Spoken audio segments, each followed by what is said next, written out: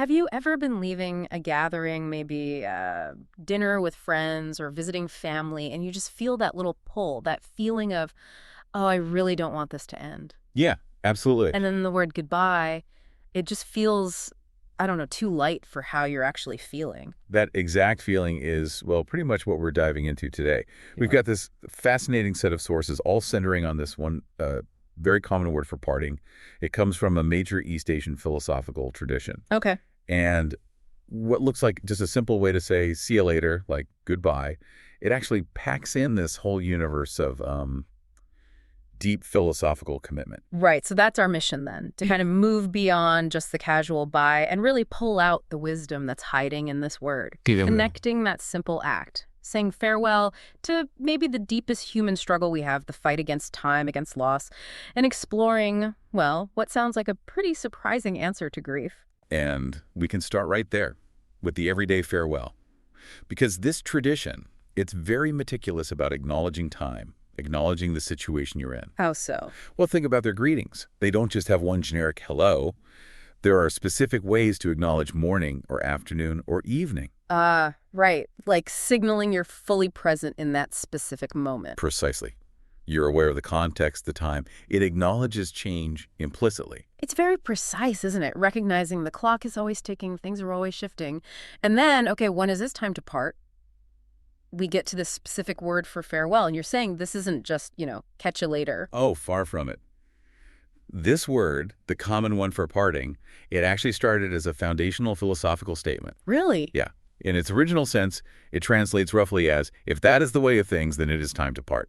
Wow. Okay, hold on. If that is the way of things, that changes everything. It's not hopeful or future-focused like the root of the English goodbye, which originally meant something like, God be with you. This is immediate. It's accepting reality right now. Exactly. Even if you're having the best conversation, you've connected deeply, the reality of life.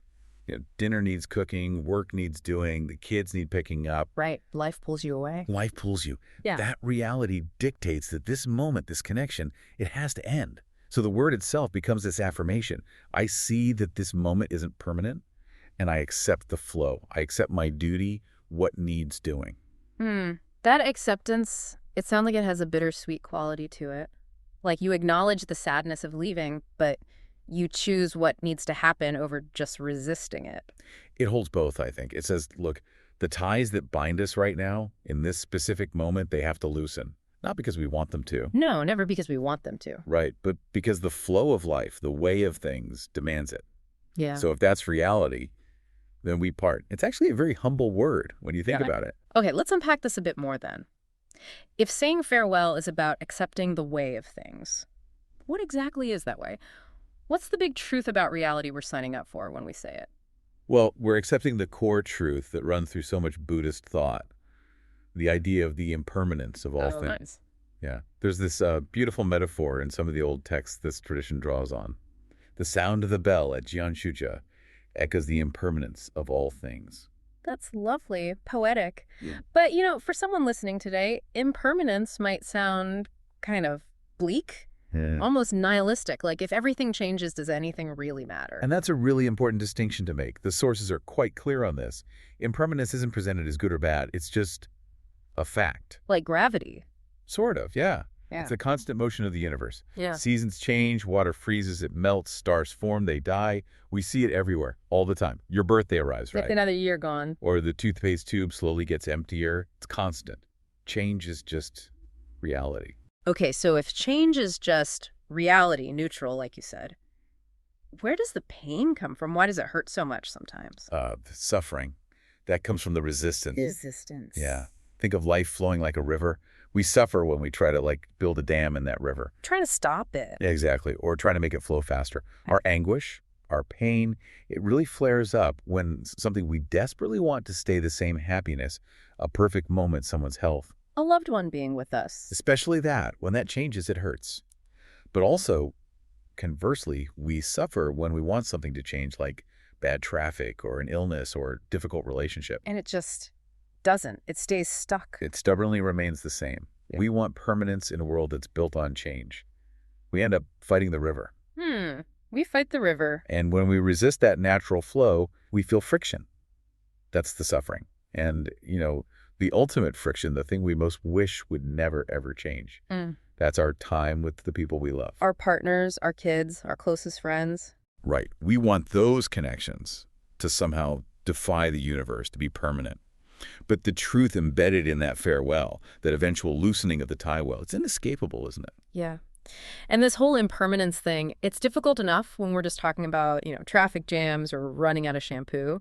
But it becomes almost unbearable when we face the ultimate parting, the final one. That final farewell. Yeah. That's the point where our usual ways of coping, our acceptance, it just can completely break down. Yeah. And our source material, it includes the perspective of a minister from this tradition, someone who has stood right there at that threshold, over 1,000 funerals, end-of-life visits, just in about a decade. Wow, 1,000 times. What did they find there at that threshold? Well, they really emphasized that the pain, the grief, it never becomes routine. You never just get used to it. How could you? Exactly. The grief is always profound, always disruptive.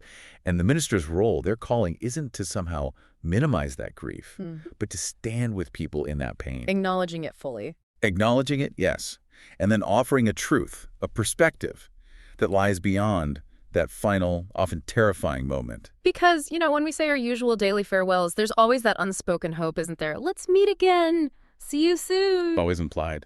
But when that parting is final, at the end of life, that assurance vanishes. And the question just hits you like a ton of bricks. Is this it? Is this really the end? That is the ultimate human question, isn't it? And this particular philosophical tradition, it offers a really profound assurance, specifically for that moment of deepest despair. The guidance shared is essentially this. Parting, yes, but we will meet again in the same place. Okay. Here's where, for me anyway, it gets really interesting because, for a modern listener, maybe someone a bit skeptical, doesn't that sound like, well, a nice story? A mythology designed just for comfort when reality seems to offer none. That is absolutely the tension right at the heart of this teaching. And it's a necessary question, a fair one. If we accept the truth of impermanence, how can there be a perfect permanent place? It seems like a contradiction. Right. So the tradition defines this destination. Yeah. It's often referred to as the Pure Land, not so much by, its GPS coordinates. Its physical location. Exactly. But more by its function, what it does. Okay, so functionally, how is it defined then? The sources describe it as a realm of complete warmth and peace. And crucially, it's free from those things that cause so much human suffering. Uncontrollable desire, anger, deep sorrow. It's described as a realm of perfect acceptance, boundless kindness. Acceptance and kindness. Yes. And while some older scriptures might describe it as being, far to the west, the deeper understanding seems to be that it's not really spatially distant. It's more like a state of being, an enlightened realm. So the where is less important than the what or maybe the why? Precisely. According to these sources, the most vital question isn't what is the Pure Land or where is it? The really critical question is why do we need it? Why do we need the idea of it? Yes, and the answer provided is incredibly simple, almost heartbreakingly direct, so that we may say, I'm glad it exists. That speaks directly to that need for hope, doesn't it? When you're facing that absolute loss, it gives an assurance that, okay, even after that final breath, the person isn't just gone. Annihilated. Correct. The sources explain it this way. The moment of death isn't an end. It's actually a moment of birth into that realm. A birth. The individual is said to be reborn there as an enlightened being, a Buddha, fully realized. Yeah. And they're immediately welcomed by everyone they loved, who are also there in their most beautiful, enlightened forms. Oh, wow. Welcomed with the ultimate phrase, welcome home. Okay, that turns the whole idea of farewell completely on its head. It's not loss, it's transition, ultimate transition. But who guides this? This sounds like it requires some kind of monumental act of compassion. It does. And this brings us to the absolute center of the teaching, a guiding figure, a compassionate entity, often known as the Buddha of infinite light and infinite life. Okay. And this figure, through an ancient, profound commitment, has made what's called a vow, a promise. And this promise essentially governs this whole transition. A vow. What does this vow involve? What's the promise? Well, the core of the vow is that this compassionate being sees our sorrow. It witnesses our despair, our inability to let go sometimes, our resistance to that river of life. Our fight against impermanence. Exactly. And seeing this, the vow arises from a question, how can I keep those tears, those human tears of grief and loss, from ending in utter final despair?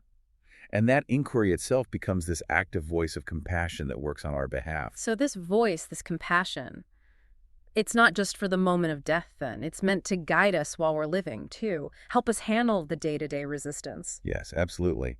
It guides us to live with the river, not constantly fighting against it. To practice kindness even when things are hard, because the ultimate outcome is already assured. Okay. So when life does end, the teaching isn't that the self is just dying or disappearing.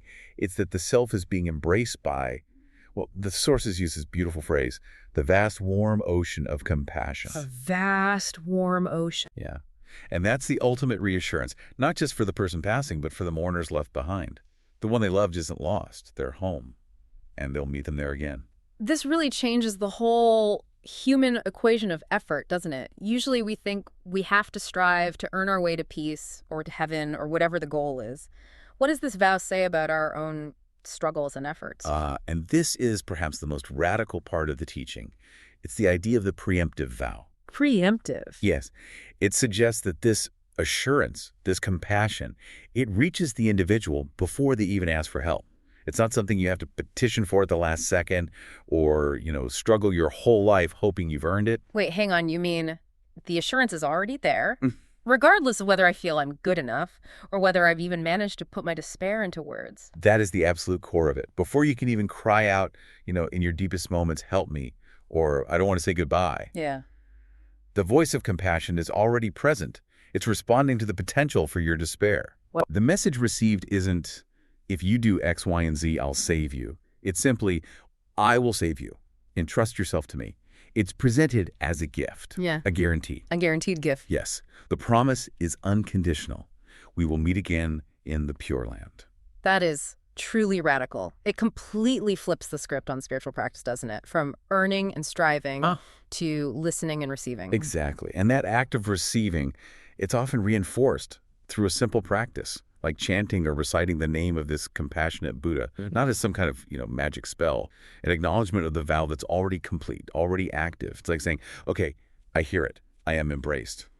Okay, let's bring this right back to our daily lives then, because if this assurance of reunion, this embrace is already here, well, we shouldn't be waiting till the end to start thinking about it, right? What's the practice that flows from this assurance right now, today? The ultimate message that comes through is really about cherishing today, this moment, this breath, because it's beautiful and yes, it's impermanent.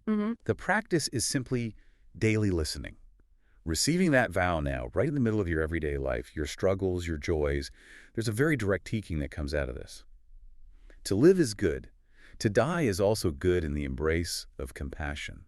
So acceptance of change, acceptance of the flow, it becomes possible. Because that ultimate fear, the final loss, doesn't have the last word anymore. Exactly. It loses its ultimate power over us. So when the actual end of life approaches, that final act of parting, it's not some frantic negotiation or a desperate plea. Not at all, according to these sources. The practice described then is more like a calm reaffirmation. Often, yes, the minister might be there, family too, perhaps chanting together. But it's not about begging for help. It's about reaffirming the truth that's hopefully been embraced all along. What kind of things are said? The words spoken are statements of assurance, both to the one passing and for those remaining. Things like, you are not dying. This isn't really goodbye. We're always together. What a profound reframing. It takes that resistance we talked about, fighting the river, that constant source of suffering, and replaces it with trust. Yes. Trust in that vow and that compassion. So we can actually say that final, really loaded farewell. If that is the way of things, then it is time to part. We can say it with a sense of peace, knowing that the ultimate connection, the ultimate tie has already been secured. We can receive that world beyond the simple farewell word. The life that assures us we will meet again. The entire philosophy seems built to allow us to live more fully, more freely, right here, right now. Because the future, the ultimate future, has been preemptively taken care of by this boundless compassion. Precisely. So the final thought then, for you listening, what does this mean right now? If that ultimate embrace is guaranteed, if loss isn't the final word, what risk, maybe, or what vulnerable act of kindness that you've been maybe holding back on? What can you afford to do today? What small resistance to the river, to the flow of your life, could you maybe let go of just for today, knowing that the ultimate farewell, it's already covered, that the promise of reunion is already yours?